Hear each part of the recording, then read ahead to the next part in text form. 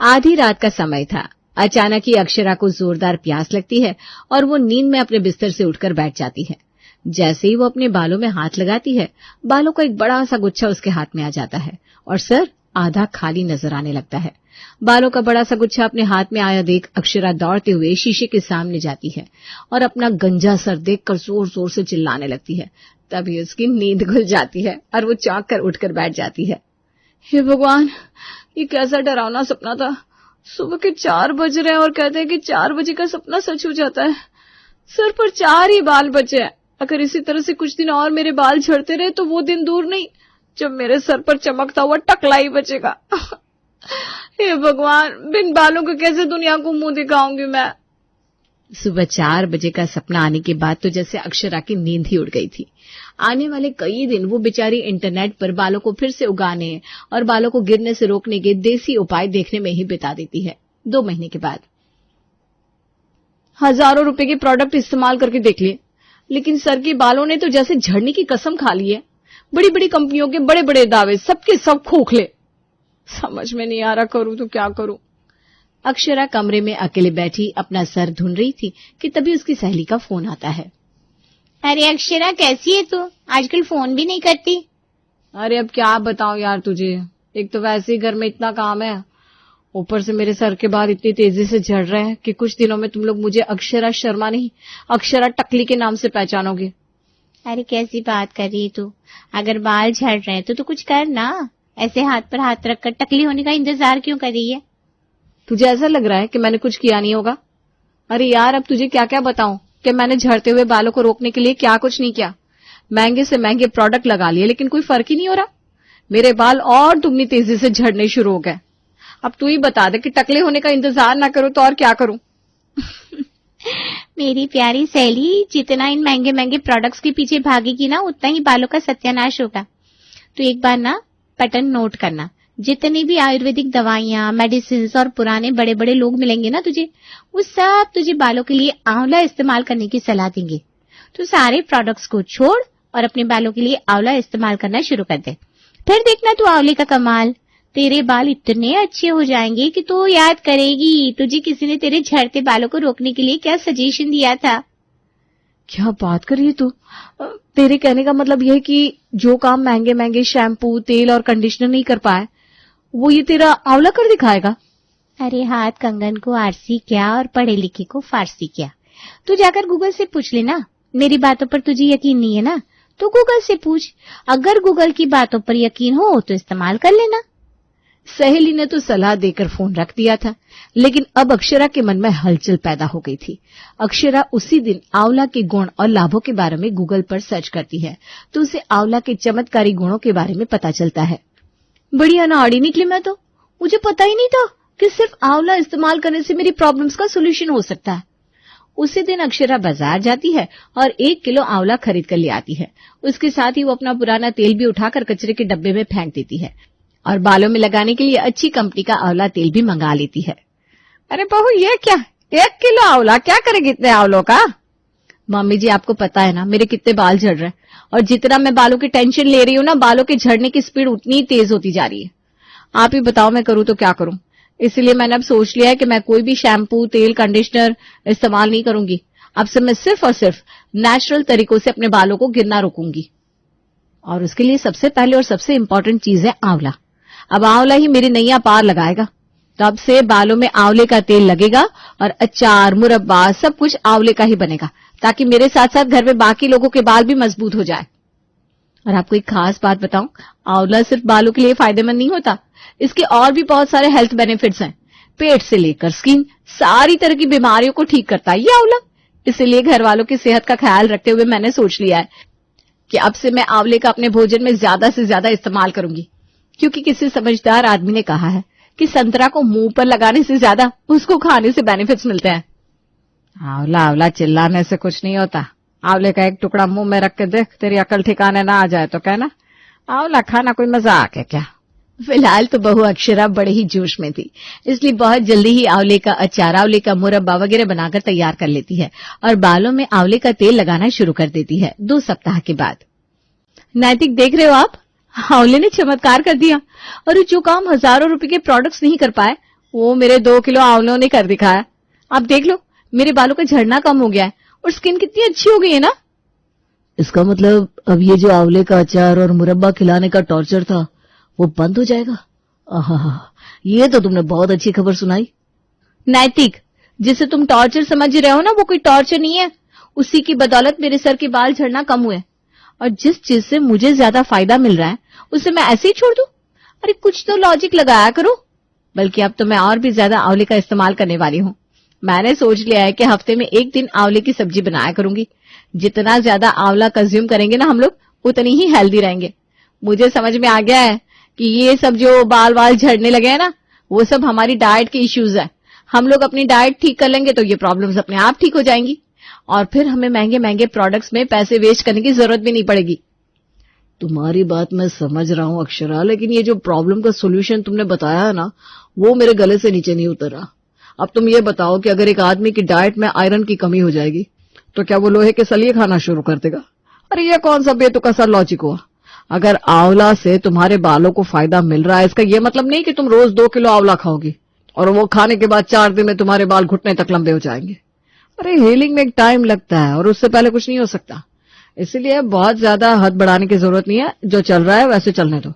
और देखो, तुम बहुत अच्छे से जानती हो कि बिना अचार के मेरे गले से खाना नीचे नहीं उतरता। इसलिए मम्मी, बहुत हो गया ये आंवले का नाटक। अब आप चुपचाप से मेरे लिए आम का अचार ले आइए। मैं तो नहीं लाने वाली कोई आम और नींबू का अचार। पहले अपनी बीवी को समझा।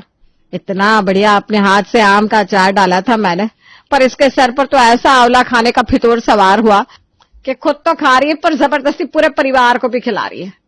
और कहीं इसकी जानकारी के बिना हम लोग आम का अचार ना खा ले, इसलिए इसने पूरा 5 किलो का अचार का डब्बा उठाकर काम वाली को पकड़ा दिया। अब बेटा, तेरी पत्नी जो खिला रही है वो खा ले। मुझसे अचार खरीदने के लिए कहने की कोई जरूरत ना है। किसी ने ठीक ही कहा है, जमाना बड़ा खराब आ गया है। किसी के भले के लिए काम करो ना तो लोग उल्टा ही समझते हैं। खैर, जिसको जो सोचना है सोचने दो। मुझे इस समय सिर्फ और सिर्फ अपने बालों पर फोकस करना है, वरना कल को मैं गंजी हो गई ना तो ये नैतिक ही घर के बाहर मेरे साथ पांव रखने में भी शर्मिंदगी महसूस करने लगेंगे। घर में आंवले के टॉर्चर से सभी लोग परेशान हो चुके थे, क्योंकि आंवले की चटनी, मुरब्बा और अचार के बाद बहू अक्षरा ने सप्ताह में 1 दिन आंवले की सब्जी बनाना भी शुरू कर दिया था, जिसकी वजह से मजबूरन सभी को उस दिन उपवास ही रखना पड़ता था, क्योंकि लाख कोशिश के बाद भी आंवले की सब्जी गले से नीचे नहीं उतर रही थी। 2 दिन बाद, मम्मी, अभी तक तो बस अचार मुरब्बा मुझे पसंद नहीं आ रहे थे, लेकिन पता नहीं आपकी बहू खाने में ऐसा क्या मिलाने लगी है कि खाना भी खाने लायक नहीं बन रहा। ठीक कह रहा है बेटा, 2 दिन से तो मुझे भी खाना पसंद नहीं आ रहा। मैं तो इसलिए कुछ नहीं बोल रही कि अगर कुछ भी कहूंगी तो अक्षरा को यही लगेगा कि मैं बस उसके हाथ के बने खाने में कमियां निकालती हूँ। ऐसा करते ना, अक्षरा से आज बढ़िया सी पकौड़ियां बनवाते हैं, मुंह का स्वाद भी अच्छा हो जाएगा। अक्षरा, चाय के साथ मसालेदार चटपटी सी पकौड़ियां भी बना लेना, मुंह का स्वाद ठीक नहीं लग रहा है। ठीक है, अभी बनाकर लाती हूँ। थोड़ी देर बाद अक्षरा पकौड़ियां लेकर हॉल में आ गई थी। 1-2 पकौड़ियां खाने के बाद सभी के चेहरे के भाव बदलने लगे थे। अक्षरा बेटा, बुरा मत मानना, लेकिन ये अचानक हो क्या गया है तुम्हें? इतने सालों से खाना बना रही हो, अब क्या तुम्हें खाना बनाना भी सिखाना पड़ेगा? मम्मी, इस समय अगर मैं घर में ना होता ना तो मैं एक बार को मान सकता था कि आप जानबूझकर इसे परेशान करने के लिए ये सब बोल रही हो, लेकिन वाकई अक्षरा, ये पकौड़ियां खाने लायक बिल्कुल नहीं है। ये बताओ क्या डाला है इसमें ऐसा? इतनी कड़वी क्यों लग रही है? नमक की जगह करेले का जूस मिलाया है क्या इसमें? आप लोगों को ना बस हर समय किया कराया मिल जाता है ना, इसीलिए कमियां निकालना आता है। मैं भी तो खा रही हूं ना यही खाना, मुझे तो कुछ कड़वा नहीं लग रहा। बेटा, तुझे पकौड़ों का रंग भी कुछ बदला बदला सा नहीं लग रहा? मुझे पक्का यकीन है ये करेले का जूस ही मिला रही है, तभी ऐसा हरा हरा सा लग रहा है पकौड़े का रंग। गजब करती है माँ जी आप। अरे मैं कोई पागल हूं क्या? रोटी की जगह घास खाती हूँ जो पकोड़े में करेले की पीस मिला दूंगी। बस आप इतना समझ लीजिए कि खाने में जो भी बदलाव हो रहा है वो हम सबके फायदे के लिए हो रहा है। भगवान के लिए मुंह खोलकर बताओगी, तुमने इन पकोड़ों के साथ ऐसा क्या किया है, या सिर्फ पहेलियां ही बुझाती रहोगी? ठीक है, बता रही हूँ। मैंने अपना कुकिंग ऑयल रिप्लेस कर दिया है। आज से हम लोग सरसों के तेल में बना हुआ खाना नहीं खाएंगे, बल्कि आंवले के तेल में बना हुआ खाना खाएंगे। क्या कहा? आंवले के तेल में बना हुआ खाना? अरे तुम्हारा दिमाग तो ठीक है। आंवले का तेल सर पर लगाया जाता है, उसमें पकाकर खाना कौन खाता है? मैंने तो आज से पहले कभी नहीं सुना कि कोई आंवले के तेल का खाना खाता हो। तभी मैं कहूं खाने में से अजीब सी स्मेल क्यों आ रही है। ऐसा है ना, ज्यादा नखरे दिखाने का मन हो तो खुद उठो और जिसको जैसा बनाना हो बना लो। मैं बनाऊंगी तो अपने हिसाब से खाना बनाऊंगी। मैंने कह दिया तो कह दिया। इतना कहकर अक्षरा पैर पटकते हुए वापस रसोई में चली जाती है और गुनगुनाते हुए फिर से पकौड़े उतारने लगती है। बेटा आज तक तो मुझे शक था, लेकिन अब तो पक्का यकीन हो गया है कि सिर फिर है तेरी बीवी। मुझे तो लग रहा है बालों के साथ अकल भी झड़ गई है इसकी। कहीं ढंग के डॉक्टर को दिखाकर इलाज करवा ले इसका, वरना इसके साथ साथ हम भी पागल घोषित कर दिए जाएंगे। मम्मी एक तो मैं पहले से ही परेशान हूँ, ऊपर से आप बातों में छौंका लगाती रहती हो। मुझे सोचने तो दो कि ये सब ठीक कैसे होगा। इससे तो वाकई जीना मुश्किल करके रख दिया है। रोज रोज एक नया तुरा पकड़कर बैठ जाती है। सुबह के समय चिंटू जोर जोर से रो रहा था, जिसकी आवाज सुनकर उसकी दादी हॉल में आती है।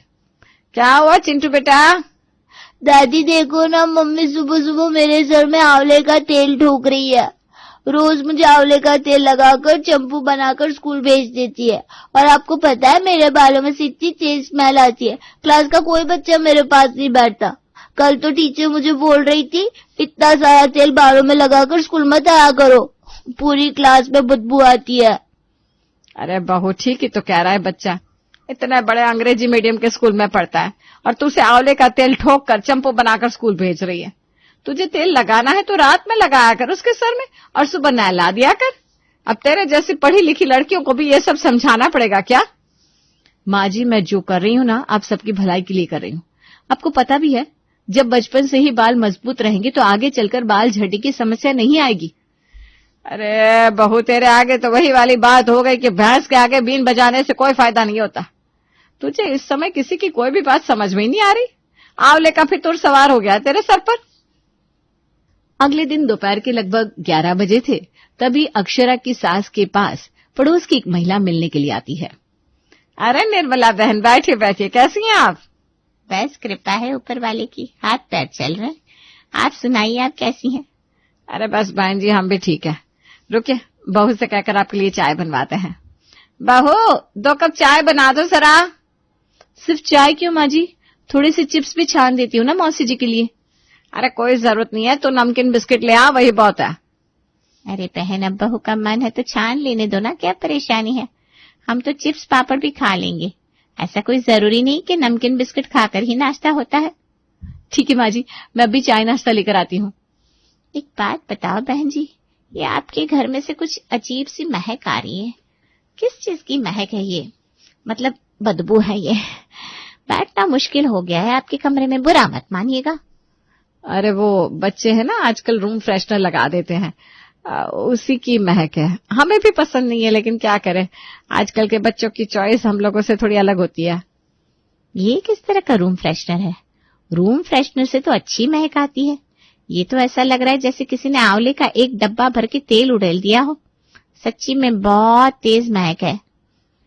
बिल्कुल ठीक है आपने बहन जी, महक तो ये आंवले के तेल की है, लेकिन अब आपको किस मुंह से अपने घर की राम कहानी सुनाए। निर्मला और अक्षरा की सासू माँ भी बातें कर ही रहे थे कि इतनी देर में अक्षरा चाय नाश्ता लेकर हाजिर हो जाती है। पड़ोसन चाय पीने के बाद जैसे ही 1-2 चिप्स मुंह में डालती है, तरह तरह के मुंह बनाने लगती है। अरे बहन जी इस बदबू में तो किसी तरह बैठ गई थी, लेकिन ये बताइए चिप्स में से कैसे महक आ रही है? और सिर्फ महक ही नहीं, इसका तो टेस्ट भी बड़ा बेकार है। बहू ये एक्सपायर तो नहीं हो गए थे चिप्स? नहीं आंटी जी, बिल्कुल ताजा है, मैंने घर में बनाया है, एक्सपायर होने का सवाल ही नहीं उठता। अच्छा, लगता है मेरे मुंह का स्वाद खराब हो गया है। माफ करना बेटा, मुझसे नहीं खाए जाएंगे, मैं बस चाय पी लेती हूँ। और सही बताऊं तो कमरे में ना अजीब सी महक आ रही है, ऐसा लग रहा है दिमाग में चढ़ गई मेरे। तो मैं फिर आऊंगी बहन आपसे मिलने, अभी तो चलती हूँ। पड़ोसन जल्दी जल्दी किसी तरह चाय खत्म करती है और उठकर वहां से अपने घर की ओर निकल जाती है। देख लिया तूने, ये सब तेरे आंवले के तेल की करामात है। अरे अभी भी समय है, सुधर जा। ये तो हम लोगों की हिम्मत है कि तेरे आंवले के तेल में पका हुआ खाना खा रहे 3-3 टाइम, वरना देख ले निर्मला बहन से एक निवाला तक खाया नहीं गया। उसी रात अक्षरा आज मैंने तुम्हारे लिए एक सरप्राइज प्लान किया है, लेकिन वो सरप्राइज सिर्फ और सिर्फ तुम्हारे लिए है, क्योंकि बाकी लोगों के लिए मैंने आज बाहर से खाना ऑर्डर कर दिया है। अच्छा, मैं भी आपकी सरप्राइज के लिए रेडी हूँ। तो फिर ठीक है, आंखों पर पट्टी बांधकर तुम रूम में वेट करो, आज तुम्हारे लिए डिनर मैं बनाऊंगा और वो एकदम स्पेशल डिनर होगा, फुल ऑफ न्यूट्रिएंट्स, और तुम देखना तुम्हारे सारे हेल्थ इश्यूज ठीक हो जाएंगे। अरे वो तुम्हारा आंवले का तेल भी फेल है उसके सामने। 1 घंटे बाद नैतिक खाना बनाकर तैयार कर देता है, जिसे अक्षरा खाती है तो 2 निवाला खाने के बाद ही उसके मुंह का टेस्ट खराब हो जाता है। नैतिक, सच सच बताओ क्या डाला है तुमने खाने में? इतना अजीब सा क्यों लग रहा है? अरे ये गलत बात है ना अक्षरा, मैंने इतने प्यार से तुम्हारे लिए खाना बनाया और तुम खाने में कमियां निकाल रही हो। पति की बात सुनकर अक्षरा उसका दिल रखने के लिए मन मारकर पूरा खाना खत्म कर लेती है। 1 घंटा भी नहीं बीतता कि उसके पेट में गुड़गुड़ शुरू हो जाती है और कुछ ही देर में उल्टी और दस्त होने लगते हैं। अब तुम सच सच बताओ, तुमने इस खाने में ऐसा क्या मिलाया था जिसे खाकर मेरी तबीयत खराब हो गई? अक्षरा, मैंने तो इसमें ऐसा कुछ भी गलत नहीं मिलाया जिससे तुम्हारी तबीयत खराब हो जाए। मैंने तो सिर्फ कैस्टर ऑयल में तुम्हारा खाना बनाया था, और तुम्हें पता है कैस्टर ऑयल बालों के लिए वरदान होता है, वरदान। आंवले का तेल तो उसके सामने कुछ भी नहीं है। तुम्हें पता है डॉक्टर रिकमेंड करता है कैस्टर ऑयल। है, तुम्हारा दिमाग तो खराब नहीं है? कैस्टर ऑयल में खाना कौन बनाता है? तुम्हें पता भी है कितना गर्म होता है वो? अब आंवले के तेल में खाना कौन बनाता है? आंवले का तेल भी बालों में लगाने के लिए ही तो होता है। लेकिन तुम उसमें बना हुआ खाना भी तो हमें पिछले 1 महीने से खिला रही हो ना। तो अगर आंवले के तेल में खाना बन सकता है तो कैस्टर ऑयल में भी बन सकता है, और उसके तो हेल्थ बेनिफिट भी आंवला से ज्यादा ही है। क्यों, ठीक कहा ना? पति की बात सुनकर अक्षरा को अपनी गलती समझ में आ गई थी और उस दिन के बाद उसने आंवले के तेल का फितूर छोड़ दिया था और अब वो एक बार फिर से सरसों के तेल में खाना बनाने लगी थी। रानी अपने मोहल्ले की सबसे तेज तर्रार औरत होती है। तेज तो तेज, वो पूरे मोहल्ले के साथ साथ पूरे बाजार की खबर भी रखती है। किसी के घर में एक चमची भी हिलती है तो उसकी खबर रानी तक पहुंची जाती है। एक रोज वो अपनी बालकनी में बैठी चिड़ियों को दाना दे रही थी। उसी वक्त उसकी नजर एक बाइक पर बैठे लड़के पर पड़ती है। तभी वो शेखर को आवाज देकर बुलाती है और कहती है, ये काली गंजी में लड़का हमारे मोहल्ले में क्या कर रहा है? बहुत देर से बाइक पर बैठा किसी से बात कर रहा है। मुझे तो लग रहा है कुछ चक्कर है। मुझे भी कुछ ऐसा ही लग रहा है। बार बार वो गली की ओर देख रहा है। लगता है किसी लड़की के साथ भागने का प्लान चल रहा है। तभी वहां रानी की बेटी रिंकू आती है और वो बाइक पर बैठे लड़के को देखकर कहती है, आप दोनों उसकी बात कर रहे हो क्या? अरे देखना, आधे घंटे से वहीं खड़ा है उल्लू की तरह। पापा, मैं इसे जानती हूँ, मैंने इसे बहुत बार देखा है। वो बगल वाले मोहल्ले में शाहू जी की बेटी है ना, इसके साथ घूमती रहती है। दोनों का लफड़ा 4 साल से चल रहा है, सबको पता है। मम्मी, तुम्हें ये बात कैसे पता नहीं लगी? अरे ऐसे कैसे नहीं पता, मुझे तो पता है शाहू की लड़की का ही चक्कर चल रहा है, लेकिन लड़के के बारे में मुझे नहीं पता था। वो लोग तो राजी नहीं है ना लड़के के लिए। तभी तो आज ये यहाँ खड़ा है और लड़की भगाने की फिराक में है। ओहो, तब तो आज बिना टिकट के मूवी देखने को मिल जाएगी। आज तो मैं कोई काम नहीं करूँगी, आज मैं बिजी रहूँगी। अरे लड़कियाँ भाग जल्दी, तब तो मैं मिर्च मसाला लगाकर पूरे बाजार में हल्ला करूँगी। तभी शाहू की लड़की बैग लेकर वहां गली से आती है और बाइक पर बैठे लड़की के साथ चली जाती है। रानी ताली बजाते हुए कहती है, लो भाग गई शाहू की लड़की। बड़ा नाक लेकर फिरता था ना, अब कट गई उसकी नाक। चल रानी, अपने काम में लग जा। रानी उसी वक्त घर से उतरकर नीचे आती है और अपने बगल वाली औरतों को बुलाकर इकट्ठा कर लेती है। अरे तुम लोगों को कुछ पता भी है कि नहीं? वो शाहू की लड़की भाग गई। क्या बाबा रे, आजकल के ज़माने में क्या क्या हो रहा है। किस्मत फूटी बेचारे की, कितना इतराता था अपनी बेटी पर। लेकिन भाभी, आपको कैसे पता चला? अरे कैसे क्या, मैंने अपनी आंखों से देखा। मेरी रिंग को तो पहले से ही जानती थी सब। आज सुबह जब मैं चिड़ियों को दाना दे रही थी तब एक लड़का काले गंजी में बाइक पर बैठकर फ़ोन चला रहा था। मुझे तो बस उसी वक्त शक हो गया था कि वो उसी से बात कर रहा है। फिर वो आई और बाइक पर बैठकर चली गई। उसके हाथ में ना 2 बैग भी थे बड़े बड़े। बाइक पर गई है, कोई भाग थोड़ी गई है। अच्छा जी, लो मुझे क्या समझती है, मैं पूरी तहकीकात किए बिना कुछ नहीं कहती। दोनों ने जाकर मंदिर में शादी कर ली और थाने जाकर सरेंडर कर दिया। मांग में सिंदूर देखा है मैंने लड़की के। उसके माँ बाप दोनों थाने से रोते रोते निकले हैं बेचारे। भाभी, आपको कैसे पता चला वहाँ की बातें? अरे कैसे क्या, तुम्हारे भैया का तो उठना बैठना ही है सरकारी आदमियों के साथ। हमें तो खबर लगी ही जाती है। मुझे तुम लोग क्या कम समझ रही हो? माँ बाप रो रहे थे और लड़की लड़के के हाथ में हाथ डालकर चली गई वहां से। ये तो बहुत ही बुरा हुआ। इधर रिंकू फोन पर अपनी सहेलियों के साथ लग जाती है और भागने वाली बात सबको बताने लगती है। मिर्च मसाला लगाने में रानी और रिंकू की कोई बराबरी नहीं कर सकता। एक रोज उमंग का रिश्ता आता है। शेखर रानी से कहता है, उमंग का रिश्ता आया है, अब तुम्हारी टीम में मिर्च मसाला लगाने वाली एक और व्यक्ति जुड़ जाएगी। ऐसे कह रहे हो जैसे हम ही मिर्च मसाला लगाते हैं, आप तो दूध के धुले हैं ना। अरे तुम भी ना, अब क्या जबान पकड़ोगी, कल लड़की वाले आ रहे हैं देखना। शेखर वहां से चला जाता है। बात तो सही है, हमारी टीम में एक मेंबर और बढ़ जाएगा।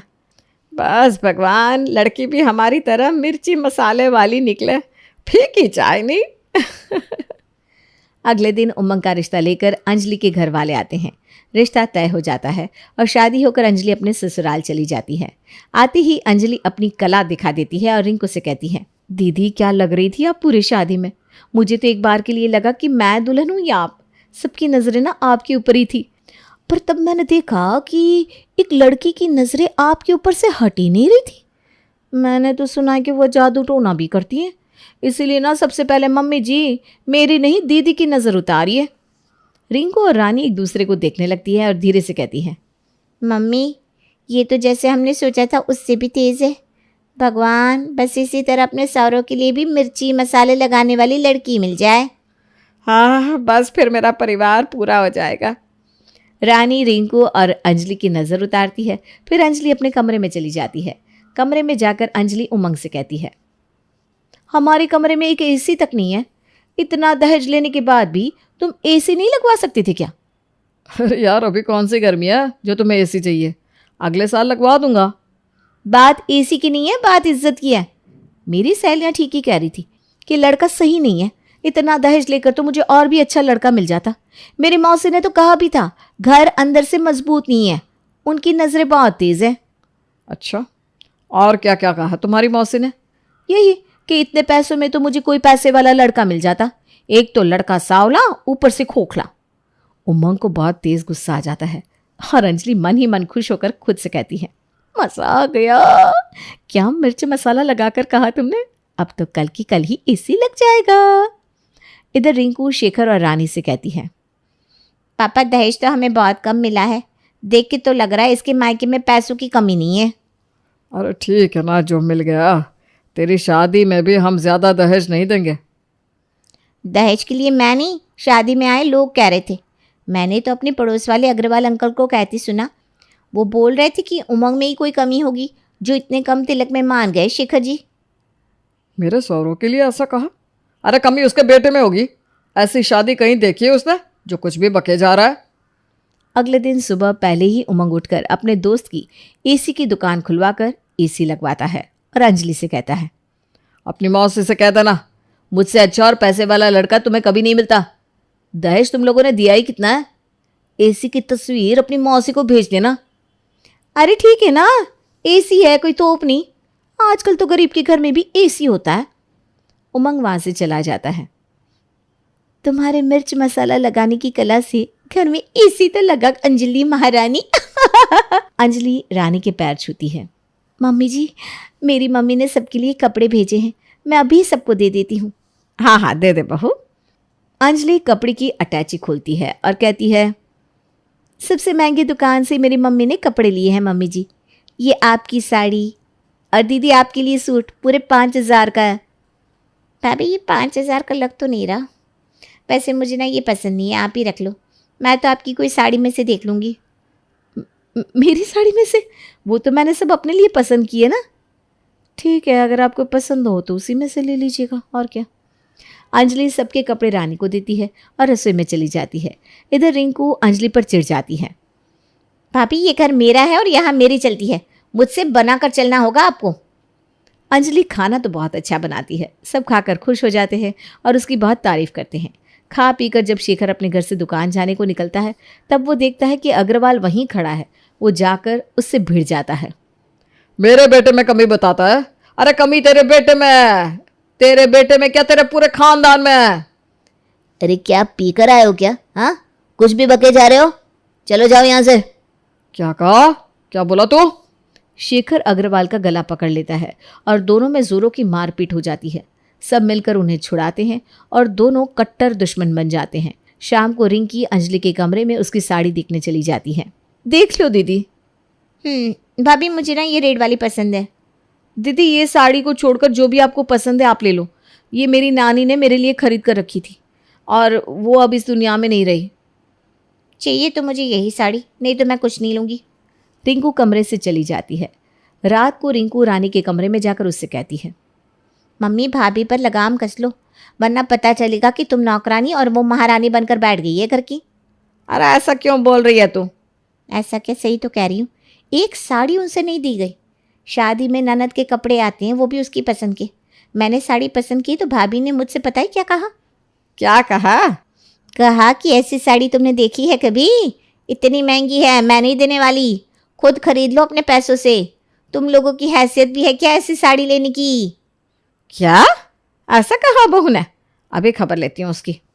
रानी को आग बबूला होता देख रिंकू खुश हो जाती है। मजा आ गया, अब होगी भाभी की क्लास। खुद को बड़ी शेरनी समझ रही थी ना, आती ही एसी लगवा ली कमरे में। आज तक मेरे कमरे में एसी नहीं लगी। अगले दिन रानी अंजलि से कहती है, बहू आज से मैं काम वाली हटा रही हूँ, तुझे ही घर के सारे काम करने होंगे। क्या मम्मी जी, इतने काम मैं कैसे करूँगी? ये कोई बात हुई क्या? बात तो यही है, अब हमारी तो हैसियत ही नहीं है ना काम वाली रख सके, तो हटा रही हूँ। बाकी तू क्या कैसे करेगी देख ले। रानी काम वाली को हटा देती है।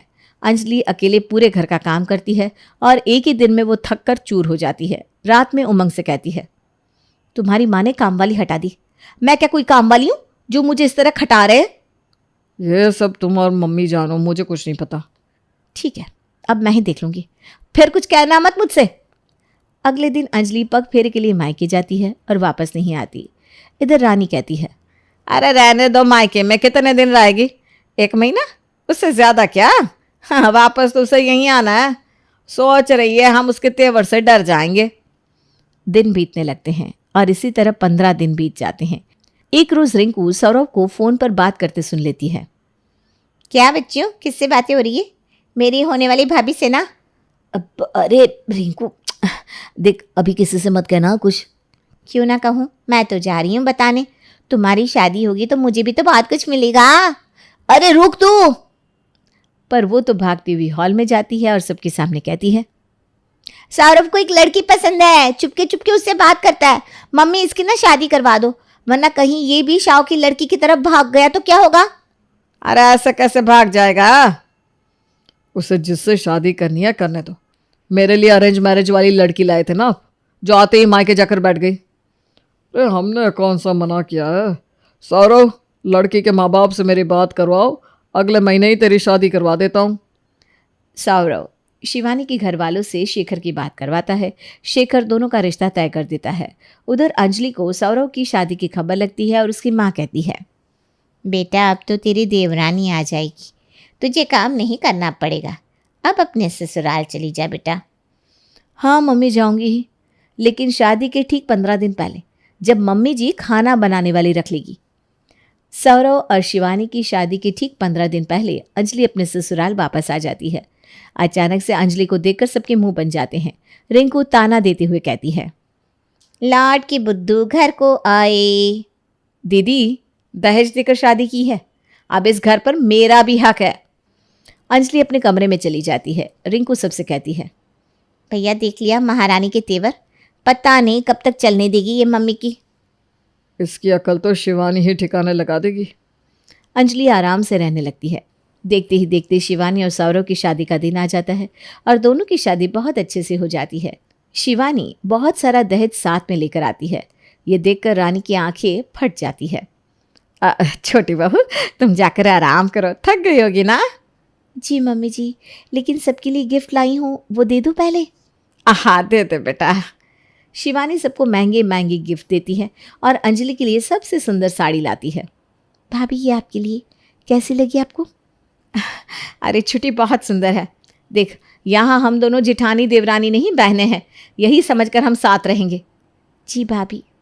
रिंकू सोचती है, इन दोनों में बननी नहीं चाहिए, ऐसी नमक मिर्ची लगाऊंगी कि दोनों एक दूसरे से जलने लगेंगी। अगले दिन शिवानी उठकर अंजलि के पैर छूती है। भाभी, आज आपकी छुट्टी, खाना मैं बनाऊंगी। अरे मैं भी तेरी मदद करवाती हूँ ना। देवरानी जेठानी साथ में मिलकर खाना बनाती हैं और सबको परोसती हैं। खाना खाकर सब शिवानी की बहुत तारीफ करते हैं और उसे नेक भी देते हैं। मैंने अकेले नहीं, भाभी ने साथ मिलकर खाना बनाया है, तो नेक में भी उनका बराबर का हक होना चाहिए ना। अरे छुट्टी तू भी ना, मैंने तो बस तेरी हेल्प की थी, बाकी सब तो तू नहीं किया है, नेक तू रख ले। सब कुछ अच्छा चलने लगता है। उमंग और अंजलि के बीच में भी सब सही हो जाता है। अंजलि और शिवानी मिलकर खाना बनाती। एक रोज रिंकू शिवानी को अकेले पाकर उससे कहती है, भाभी एक बात कहूँ आपसे, आप ना बहुत सीधी हो। अरे ऐसा नहीं है दीदी। अरे सच में भाभी आप सीधी हो, तभी तो अंजलि भाभी आपका फ़ायदा उठाती हैं। ये क्या कह रही हो? आपको पता भी है क्या, वो आपकी पहली रसोई में भाभी ने आपके सामने आपकी तारीफ की और पीठ पीछे कहती है सारा खाना तो मैंने बनाया, शिवानी को तो कुछ आता भी नहीं है, लव मैरिज के कारण उसकी शादी हो गई, वरना कंवारी ही रहती। नहीं नहीं भाभी, ऐसा नहीं कह सकती। ठीक है, मुझे क्या है, आपको नहीं मानना तो मत मानो। शिवानी का मुंह उतर जाता है और वो सोच में पड़ जाती है। इधर रिंकू अंजलि के पास जाकर कहती है, भाभी आप इस घर की बड़ी बहू हो तो आप बड़ी की तरह रहो ना। अरे क्या बड़ा क्या छोटा, आप तो ऐसा सोचती हो। और शिवानी भाभी कहती है कि आप उनसे चिपकती हो क्योंकि वो पैसे वाले घर से है ना, और दहेज भी बहुत लेकर आई हैं। अरे मैं क्यों उससे चिपकने लगी? वैसे मुझे ना शिवानी भाभी पसंद ही नहीं है, पता नहीं भैया क्या देखकर उसके प्यार में पड़ गए। पूरे घर की चुगली करती हैं अपने मायके में, खास करके आपकी। क्या? और नहीं तो क्या, जब देखो कहती है आप घर छोड़कर चली गई थी, जैसे ही आपको उनके बारे में पता चला तो आप मुंह उठाकर आ गई। अब अंजलि का दिमाग गर्म हो जाता है और वो उसी वक्त शिवानी के कमरे में उससे लड़ने चली जाती है। दोनों में बहस होने लगती है और जोर जोर से आवाज आने लगती है। भाभी आप मेरे ऊपर इल्जाम नहीं लगा सकती, खुद तो आपके और आपके पति के बीच बनती नहीं। मैं तुम्हारी तरह लव मैरिज करके नहीं आई हूं, मुझे मत सिखाओ। आवाज से घर के सभी लोग इकट्ठा हो जाते हैं और सौरव कहता है, शिवानी ये सब क्या है? मुझसे क्या, अपनी प्यारी भाभी से पूछो ना। अपनी बीवी को समझाओ, मेरे बारे में कुछ ना कहे। मैंने कुछ नहीं कहा, आप ही ने सबसे कहा कि मुझे खाना बनाना नहीं आता। अरे लेकिन मैंने तो ऐसा कुछ कहा ही नहीं। सौरव रिंकी की आदत को अच्छे से जानता है। ये सब सुनकर वो समझ जाता है। भाभी भाभी एक मिनट, ये सब आपसे किसने कहा? दीदी ने। ये सब भाभी ने कहा है तुम्हारे लिए, ऐसा तुमसे किसने कहा शिवानी? दीदी ने। अब भी तुम दोनों को कुछ समझ में नहीं आया? ये सब रिंकू का किया धरा है। वह हर बात को नमक मिर्च लगाकर कहती है और बात को पूरी तरह बदल देती है। उसी की हरकतों के कारण पापा और अग्रवाल अंकल की दुश्मनी हो गई। अब तक इस घर में जो भी हुआ उसी के कारण हुआ है। सब रिंकू की ओर देखने लगते हैं और अंजलि शिवानी से कहती है, दीदी अब ना आप अपने ससुराल में नमक मिर्च लगाकर आग लगाना। दीदी की शादी महीने भर में ही कर दो, वरना मैं और भाभी चले जाएंगे अपने अपने मायके। इतना नमक मिर्च तो मैंने कभी मोहल्ले की बातों में भी नहीं लगाया रिंकू। तुमने अपने घर में ही मिर्ची लगाकर आग लगा दी। अब तो तू इस घर से विदाई हो जा भाई, इससे मैं सबकी भलाई है। सबकी आंखें खुल जाती है। रिंकू की शादी हो जाती है और अब सब अच्छे से रहने लगते हैं। सभी की नाश्ते के बाद अपना नाश्ता लेने जैसे ही नेहा रसोई में आती है, उसे देखते ही उसकी जिठानी कहती है, नाश्ता मैंने कर दिया है, अब दोपहर का खाना तुम देख लो। लगातार 2 टाइम तो खाना नहीं बनेगा ना मुझसे। फिर वही बात भाभी, नाश्ता आपने बनाया तो क्या हुआ, रात के खाने की ड्यूटी तो मेरी है ना। और जब देखो शाम को घूम फिर कर सभी चाय नाश्ते का काम भी मुझे ही बता देते। दोपहर में भी मैं काम करूँ, शाम में भी मैं करूँ, रात को भी मैं करूँ। मैं इंसान हूँ भाभी, कोई मशीन नहीं हूँ। तो अब इसमें मैं क्या करूँ? मम्मी जी ने ही तो ड्यूटी बनाई थी ना कि नाश्ता मैं बनाऊंगी, डिनर तुम। उस वक्त तो तुम राजी थी। रात के साथ दोपहर का भी मैं ही बना लूं, पर नाश्ते के साथ दोपहर का खाना आप नहीं बना सकती। ये क्या बात है भाभी? ऊपर से इतने सारे बर्तन धोने निकाल देती हैं आप। ये कुकर, ये कढ़ाई, अब कढ़ाई निकालने की क्या जरूरत थी? आज तो कढ़ाई में कुछ बनाई नहीं है। बेकार में बात मत बढ़ाओ नेहा। बर्तनों को गिनने वाली तुम होती कौन हो? क्या चाहती हो तुम कि इस घर में लोग बीमार पड़े रहे, सबको भूख लगनी बंद हो जाए, खाना भी खाना छोड़ दे क्या हम? घर में लोग बर्दाश्त नहीं हो रहे ना तो साफ साफ बोल दो। अब समझ में आया मुझे, भूख लगनी क्यों बंद हो गई है। बर्तनों का इतना रोगी तुम तो लोगों की तबीयत तो बिगड़ गई ही ना। मम्मी जी ने उपमा बनाने को बोला था, उनका पेट खराब है। अब उपमा तो कढ़ाई में ही बनता है ना कि तवे पर बना देती। कल रात को मैंने भी तो उपमा ही बनाया था, पर एक आदमी के लिए जरा सा उपमा बनाने में मैंने बड़ी कढ़ाई इस्तेमाल नहीं की। ये तो खुद समझने की बात होती है भाभी। पैन यूज़ कर लेती है आप। मैं तो कम से कम बर्तन में काम करती हूँ ताकि मेरे बाद आपको बर्तन साफ करने में दिक्कत ना हो, पर मेरे वक्त तो आप ऐसे बर्तन निकाल देती हो माना कि बाराती खा कर गए हैं। लोग ठीक ही कहते हैं, जिठानी ना बिल्कुल पड़ोसियों की तरह होती है, अपने काम पर सबसे प्यारी और काम निकल गया तो दे हाथ मारी। वैसे तो मैंने भी सुना है देवरानियां काम वालियों की तरह होती है, वो तभी खुश रह सकती हैं जब उनसे बिना काम करवाए उनके मुंह में पैसे डाले जाए। अपनी दोनों बहुओं की लड़ने की आवाज सुनकर पारुल रसोई में पहुंचती है। अरे अब क्या घट गया तुम दोनों को? पहले तुम दोनों सुबह और रात के खाने पर लड़ती थी तो मैंने काम बांट दिया। उस वक्त तो तुम दोनों रजामंद थी, ठीक है नहीं? तो अब कैसी बहस? तुम सुबह जल्दी उठ नहीं पाती नेहा, इसलिए तुम्हें रात का काम दिया गया। और श्वेता को भी नाश्ता कोई हल्का नहीं पड़ता, उसे भी तो टिफिन बनाने पड़ते हैं। पर यहाँ बहस उस बात पर नहीं हो रही है मम्मी जी। सुबह और रात का तो कर दिया आपने, शाम का क्या? शाम की चाय बार बार मुझे क्यों बनानी पड़ती है मम्मी जी? कोई भाभी से क्यों नहीं कहता चाय बनाने को? और चाय के कप नाश्ते के बर्तनों में क्यों गिनाए जाते हैं? मतलब वो भी मैं ही दूं? कभी कभी मुझे ये समझ में नहीं आता कि इस घर में मुझे बहू बनाकर लेकर आया गया था या काम वाली बाई। 2 महीने से मैंने मैनिक्योर नहीं करवाया, और करवाऊं भी तो कैसे?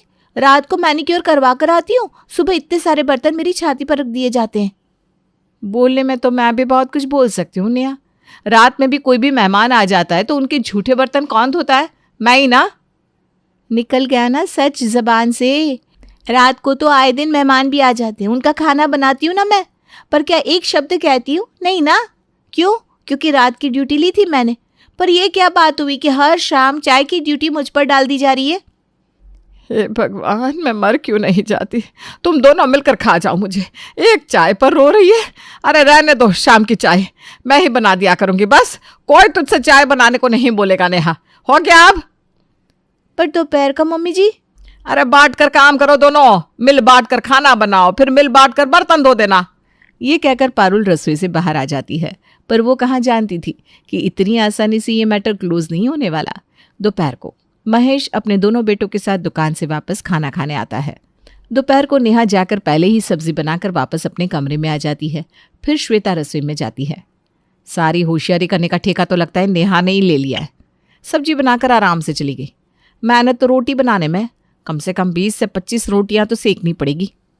अपनी देवरानी को भला बुरा कहते कहते श्वेता रोटियां बनाकर रेडी कर देती है और सभी को खाना परोसा जाता है। फुलके तो गर्म है ही नहीं नेहा। अगर ठंडा ही खाना होता तो दुकान में टिफिन नहीं ले जाते क्या हम? तुम तो बस मेरा नाम सुनते ही बोलना शुरू कर देते हो। अरे भाई, मैंने सिर्फ सब्जी बनाई है, देख लो कितनी गर्म है, अभी तक धुआं निकल रहा है। रोटियां तो आज जिठानी जी ने सेकी हैं, उनसे बोलो। अपनी भाभी का नाम आते ही प्रेम चुप हो जाता है और चुपचाप खाना खाने लगता है, पर पहले से बनी हुई रोटी सुशील के गले के नीचे नहीं उतरती। नेहा को क्यों डांट रहा है तू? वो अपना काम हमेशा बखूबी से करती है।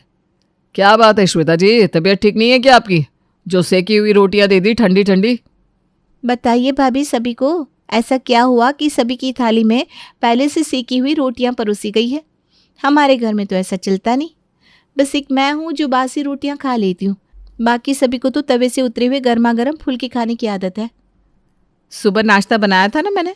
दोपहर के वक्त तुम तो सब्जी बनाकर आराम से सोने चली गई, फिर मैं एक एक करके गर्मा गर्म फुलके क्यों लाकर खिलाऊं सबको? श्वेता जैसे ये बात कहती है, प्रमोद खाने की थाली को आगे सरकाकर अपने कमरे में चला जाता है। मुझे भी नहीं खाना, मिल गई शांति। और रोना रोटियों पर। मम्मी जी, मेरा मतलब ये नहीं था। मेरी और क्या देख रही है? जाकर अपने बाबूजी को मना। श्वेता घबरा जाती है और सीधा अपने ससुर जी के चरणों पर गिर जाती है। गलती होगी पापा जी, मैं अभी गर्मा गर्म फुलके सेक कर आती हूँ, प्लीज़ आप नाराज मत होइए। श्वेता रसोई में जाती है और सभी के लिए गर्मा गर्म फुलके सेक कर भाग भाग कर लेकर आती है और सभी को गर्मा गर्म खिलाती है। जैसे तैसे दिन बीत रहे थे। फिर एक रात को नेहा को उसकी सहेली ममता का कॉल आता है। कहाँ है तू? आजकल मेरा फ़ोन ही नहीं उठाती, ना ही व्हाट्सएप के मैसेज का रिप्लाई करती है। पैसे नहीं है बहन मेरे पास, कॉलेज के दिनों से यही चल रहा है। हर बार तू मुझे मिलने बुलाती है और मेरी जेब कटवा देती है। अब तो मेरे पति ने मुझे पैसे देने भी बंद कर दिए। कहाँ से पार्टी दूँ मैं तुझे? खुद कंगाली छाई हुई है। इधर सब्जी लाने जाती हूँ, उसे मैं 2-4 पैसे मारकर खुद के फ़ोन का रिचार्ज करवाती हूँ। ये दिन आ गया है। करती ना छोटी बात तूने। मेरे पति का प्रमोशन हुआ है, मैं दे रही हूँ पार्टी तुझे। कल ठीक 3 बजे होटल ब्लू रॉक पहुंच जाना। क्या तू पार्टी दे रही है, वो भी ब्लू रॉक में? बाप रे भगवान, मुझे तो विश्वास नहीं हो रहा, कहीं ये सपना तो नहीं हो रहा ना, विश्वास तो कर ले। और अगर तुझे ऐसा लग रहा है कि मैं तुझसे पेमेंट करवाऊंगी तो अपना मोबाइल फ़ोन और पर्स लेकर मत आना, ठीक है? वैसे खाली हाथ वापस नहीं भेजूंगी, रिटर्न गिफ्ट का भी अरेंजमेंट किया है मैंने। आज तू रात को मुझे सोने देगी कि नहीं? अरे बहन, फ्री में खाना किसे पसंद नहीं होता, मैं पक्का आ रही हूँ, पक्का। नेहा खुश होती ही है कि तभी उसे याद आता है कि उसे तो दोपहर की सब्जी भी बनानी है। अब ऐसे में वो पार्टी जाए तो कैसे? पर मैं कैसे आऊँगी बहन, तू तो जानती है ससुराल में बिना काम किए निकलना मतलब मौत को दावत देना। और आजकल मेरी जिठानी से मेरी कुछ बन भी नहीं रही, तो वो तो काम संभालेगी नहीं। मैं नाश्ते के बर्तन धोऊंगी, फिर सब्जियां काटूंगी, फिर जाकर सब्जी बनाऊंगी। और एक सब्जी में याद चलता नहीं, 2-2 सब्जियां बनानी पड़ती हैं, साथ में चटनी। इतने में तो मेरी ही चटनी बन जाएगी, फिर क्या ही मैं तैयार हो पाऊंगी। तो फिर कौन कह रहा है तुझे ताज़ी सब्जी बनाने को? एक काम कर, डिनर तो बनाने जा रही है, ज़्यादा सब्जी बनाकर फ्रिज में छुपा कर रख दे। दोपहर में उसी सब्जी में ज़रा सा पानी डालकर गर्म कर देना और रख देना स्लैब पर। किससे पता चलेगा कि ये कल वाली सब्जी है या आज वाली? वाह बहन, तूने तो मेरा काम आसान कर दिया, अब तो मैं यही करूंगी। और होशियारी से नेहा रात को ही ज़्यादा सब्जी बना लेती है और सारी एक्स्ट्रा सब्जी को फ्रिज में रख देती है खाने के टेबल पर। आज तो खाना कुछ ज़्यादा ही अच्छा बनाया नेहा, सही में मज़ा आ गया। क्या सही सब्जी बनी है, नहीं पापा? सब्जी से ज़्यादा मुझे तो ये फुलके पसंद आ रहा है, और ये चटनी बनाने में तुम्हारा कोई जवाब नहीं बहू। इसी तारीफ सुनने के लिए तो मैं इतने मन से खाना बनाती हूँ। और आपको सब्जी पसंद आ रही है तो कल बिल्कुल ऐसी ही सब्जी बना दूंगी मैं, और चटनी भी। ये कहकर नेहा अपना रास्ता क्लियर कर लेती है। अगली सुबह उसे उठने में देरी हो जाती है। हे भगवान, 8 बज गए। सोचा था आज सर धो लूँगी, कल फिर बृहस्पतिवार पड़ जाएगा। बृहस्पतिवार को फिर सर नहीं धो पाऊंगी। ऐसे ही 10 दिन हो गए। धो लेती हूँ सर, देखा जाएगा जो होगा, ऐसे भी देर तो हो चुकी है। नहाकर 20 मिनट के बाद श्वेता रसोई में पहुंचती है। उठने में तो आज बड़ी देर हो गई। 10 बजे तो यहाँ सब दुकान जाने के लिए निकलने लगेंगे। कब मैं बाजार जाकर सब्जी लेकर आऊँगी, कब सब्जी बनाऊँगी? फ्रिज में जो सब्जी पड़ी है उसी की सब्जियाँ बना लेती हूँ।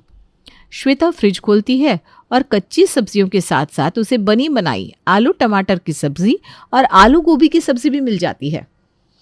फ्रिज में इतनी सारी रात की सब्जी रखी हुई है, दोबारा नई सब्जी बनाकर खाना बर्बाद करना सही नहीं होगा। वैसे भी मेरे पास टाइम तो है नहीं, इसे ही गर्म करके सभी को परोस देती हूँ। और 10 मिनट के अंदर अंदर आटा गूंदकर श्वेता रोटियां बनाना शुरू कर देती है। सभी नाश्ते पर बैठ जाते हैं। श्वेता एक एक कर सभी को गर्मा गर्म फुलके सेक कर खिलाती है। लगता है देवरानी जेठानी में अच्छी बातचीत होने लगी है, दोनों एक सी सब्जी बना रहे हैं। वैसे ये रात की सब्जी से ज़्यादा अच्छी बनी है श्वेता जी। कोई और सब्जी नहीं मिली भाभी को, यही सब्जी बना दी। अब वापस से दोपहर में भी फिर से वही सब्जी परोस दूंगी मैं। 3 टाइम लगातार एक ही सब्जी खाने के बाद सब कहीं तीसरी सब्जी की डिमांड ना कर दे। नेहा के दिमाग में ये सवाल आता ही नहीं कि कहीं उसकी भाभी ने उसकी रात में बनाई हुई सब्जी ही तो सबको परोस नहीं दी। उसे कुछ समझ में आता भी कैसे, उसका ध्यान तो था पार्टी पर। ब्रेकफास्ट करने के बाद नेहा अपने चेहरे पर पैक लगाकर आराम से बैठ जाती है। कुछ देर बाद पारुल उसके कमरे में आती है। 1:30 बज गए बहू, तो अभी तक आराम ही कर रही है? जा सब्जियां काट ले, 3 बजते ही दिखेंगे। सारी तैयारी हो चुकी है मम्मी जी, आप फिक्र मत कीजिए। नेहा आराम से नील पेंट लगाकर किचन में जाती है और जैसे ही फ्रिज खुलती है क्या देखती है? फ्रिज तो खाली है। हैं? सारी सब्जियां कहाँ गई? 2 पतीला भरकर सब्जियां फ्रिज में रखी थी मैंने, चटनी तो यही थी। भाभी ने कहीं रखी होगी। भाभी कहाँ हो आप? नेहा हड़बड़ाती हुई अपनी जेठानी के कमरे में जाती है। कल रात को सब्जी ज्यादा बन गई थी तो मैंने फ्रिज में रख दी थी, सोचा था दोपहर में सबको दे दूंगी, पर अभी जब फ्रिज खोला तो फ्रिज में सब्जी ही नहीं है। कहाँ गई सब्जी भाभी? रात के बाद तो मैं रसोई में गई ही नहीं हूँ। रात की सब्जी तुम दोपहर में दी थी? इतने वक्त बाद? अरे फ्रिज में रखा खाना जहर बन जाता है, तुम्हें नहीं पता? इसीलिए बार बार मम्मी जी का पेट खराब हो रहा है। यही करती हो क्या तुम हर बार? हैं? काम से बचने के लिए घर वालों की सेहत के साथ खिलवाड़ करती हो। सब्जी वेस्टेज से बच जाए इसलिए मैंने नाश्ते में सभी को वही सब्जी परोस दी थी। मुझे लगा तुम समझ गई होगी। ये क्या बात हुई? मैं कैसे समझ जाऊंगी कि आपने मेरी बनाई हुई सब्जी ही सबको परोस दी है? चोरी नहीं आती मुझे। भूलो मत नेहा, तुम अपनी जिठानी से बात कर रही हो। आजकल बहुत ज़्यादा जबान चलने लगी है तुम्हारी। चोरी नहीं की है मैंने। रसोई सबकी है, राशन सबका है, रसोई के ही सामान को घर वालों को खिलाया है। वो तो दिखता है भाभी कि कितना राशन सबका है। सब कुछ सबका है, इसीलिए आप जेठ जी के प्लेट पे जबरदस्ती फुलके डालती है और प्रेम को 2 रोटी देने के बाद पूछती तक नहीं। अपने वक्त तो 1 रोटी भी आप एक्स्ट्रा नहीं बनाती कि मैं दूसरे वक्त उसे इस्तेमाल कर सकूं। और बेशर्मो जैसे मेरे वक्त बनाए हुए खाने को नाश्ते में चला दिया। नाश्ते में मेहनत ही कहाँ पड़ी फिर आपको? आज तो दोपहर में सब्जी आप ही बनाएंगी। जो लड़ाई सभी को लग रही थी कि शांत हो चुकी है, वो तो शांत हुई ही नहीं थी। दोपहर का खाना नहीं, जी का जंजाल बन चुका था। सभी बाहर डाइनिंग टेबल पर खाने का इंतजार करते रहते हैं। यहाँ दोनों देवरानी जिठानियां लड़ती रहती हैं। हद हो गई है मम्मी, हर 2 दिन में इन दोनों का तमाशा शुरू हो जाता है। एक काम कर प्रेम, तू बाहर से खाना ऑर्डर कर ले। इन दोनों की ये बहस जब तक खत्म होगी हमारा दुकान निकलने का वक्त हो जाएगा। अब आए दिन दोपहर के वक्त सभी को बाहर से ही खाना ऑर्डर करना पड़ रहा था, क्योंकि अब ना ही जेठानी ना ही देवरानी दोपहर का खाना बनाने को तैयार थीं। दोनों आराम से बाहर से आया हुआ खाना खाती और दोपहर की नींद लेती। एक दिन पड़ोसन सुषमा पारुल से मिलने उसके घर आती है। पारुल सुषमा के लिए रसोई में तैयार गर्मा गर्म खाना लेकर आती है। अच्छा हुआ तू आ गई, सब तो खा कर निकल गए। बहुएं सो रही है, मुझे अकेले ही खाना पड़ता है। अब तू आ गई है तो दोनों साथ में खाएंगे। ये ठीक करती है तू कि अपनी बहू के सोने पर रोक टोक नहीं करती, वरना हमारे समय तो 2 मिनट भी कमर सीधी कर लो तो सास सर पर नाचने लगती थी। अगर बहुएं काम कर रही है तो फिर काम पूरा होने के बाद कुछ भी करे, क्या फ़र्क पड़ता है? खाना बहू ने नहीं, मैंने बनाया है। पहले तो श्वेता सारा काम कर लेती थी, पर फिर जैसे ही नेहा आई काम को लेकर दोनों में कलेश शुरू हो गया। इसीलिए मैंने सुबह और रात के खाने की ड्यूटी बांट दी। शाम की चाय मैं बनाने लगी, फिर यहाँ दोपहर के खाने के टॉपिक पर कलेश शुरू हो गया। दोनों में से कोई भी काम करने को तैयार नहीं है। कितने दिन है बाहर का खाना मंगवा कर खाते, इसीलिए अब दोपहर का खाना भी मैंने ही बनाना शुरू कर दिया। बाप रे बाप, ये क्या कह रही है पारुल? घर की टेस्टिंग तो पहले से तू कर रही है। पहले टेस्टिंग, फिर शाम की चाय और अब दोपहर का खाना भी। धीरे धीरे तेरी दोनों बहू मिलकर सारा काम तुझसे करवाने लगेगी। इतना सर पर मत चढ़ा इन लोगों को। तो मैं क्या करती, सबको भूखा छोड़ देती। मैं बताती हूँ तुझे क्या करना है। सुषमा पारुल से मिलकर वापस लौट जाती है। रात को खाने के बाद सभी साथ में बैठे हुए थे, तभी पारुल सुशील से कहती है, घर की जायदाद के पेपर्स बनवा ले बेटा, और 3 हिस्सों में बंटवाना सब कुछ। 3 हिस्सों में क्यों मम्मी जी? सवाल तो बिल्कुल सही पूछा तुमने बहू। जिस हिसाब से मेरे 2 बेटे हैं, हिस्से तो 2 ही होने चाहिए। हमें तो अपने हिस्से की ज़रूरत है ही नहीं। आप हमसे अलग थोड़ी ना है मम्मी जी, ये कैसी बात कर रही हैं आप? ये पूरा परिवार एक ही तो है। पहले मैं भी यही सोचती थी बेटा, पर आजकल इस घर में जो हो रहा है उसे देखकर मुझे लग रहा है कि एक हिस्सा मेरा भी बनता है। नाश्ता बनाने वाली बहू का एक हिस्सा, रात का खाना बनाने वाली बहू का एक हिस्सा, तो मैं भी तो इस घर की बहू ही हूँ। दोपहर का खाना बनाने के लिए मेरा भी तो एक हिस्सा बनता है ना। पारुल की बात सुनते ही नेहा और श्वेता को उनकी गलतियों का एहसास हो जाता है। अगली दोपहर दोनों देवरानी जिठानी मिलकर सभी के लिए दोपहर का खाना बनाती है।